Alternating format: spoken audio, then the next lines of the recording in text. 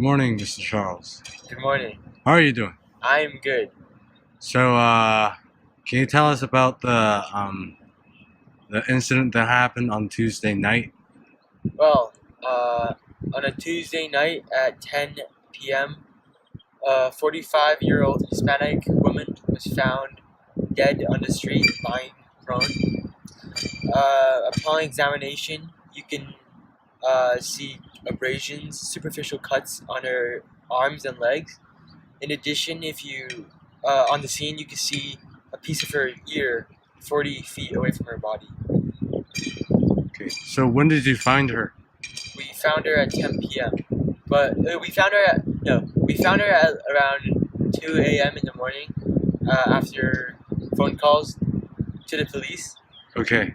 But we predict that she died around 10 p.m. Okay. So this is where we found the Hispanic woman, and as you can see, that her arms are very much scarred, and also her legs. And we are about to transport this as evidence to the laboratory. This is where we found the ear. It's about 40 yards away from the scene that we found the Hispanic woman, and it is very torn. It's a part of the ear that the woman had, and it's already transported to the laboratory as evidence. Although you can still see the mark that we made here. So this is the mark that we have over here, and yeah. Good morning. I am Dr. Rabida, and I'm here to examine this body and explain it to you. I noticed that you are very interested in the abrasions and superficial cuts that are on the body of the victim. So if we have measured these marks, and they are about 10 to 4 inches long, and also they are present on the legs of the victim. So let's go over here. I'll show you with a model about how the skeletal system of the victim was constructed. So first of all, the fourth rib on the left side was inferiorly displaced, which means that it was fractured and displaced to a lower level, which means that there must have been a force that has hit it and caused it to displace itself. And also there is a large amount of bruising over here on the left lateral sternum. So let's go over here and so we can make more explanations on how the body was affected.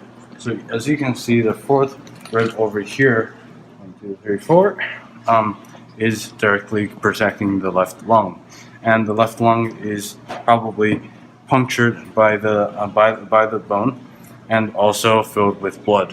When the lung fills with blood, you can still breathe from the other lung, but it will be extremely painful, and eventually the whole lungs will be filled with blood, and causing the victim to choke on their own blood. And then also the heart might also be affected. We don't have a heart on this model, but anyway. Also, the liver and the stomach might also be punctured, although that would be a lesser possibility. So that the most plausible cause of death in scientific terms would be the asphyxiation by the collapse of the lungs.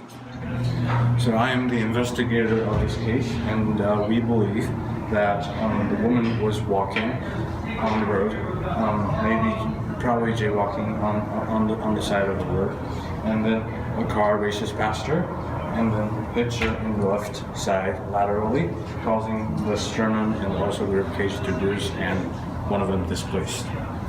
Also, the woman flew out and suddenly hit onto the ground with the side of her face, and then causing the ear to torn off.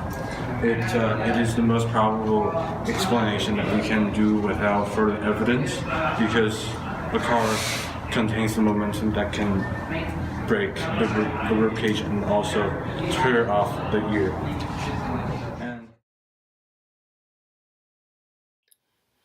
Taking into account where her body was impacted on the left abdominal region, we believe that domestic violence was also a possibility. We thought that perhaps a weapon was involved in the incident.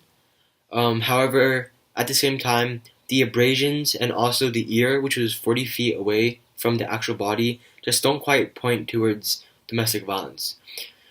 After all, comparing these two results, we still strongly believe that a car crash was the most possible and plausible cause of death.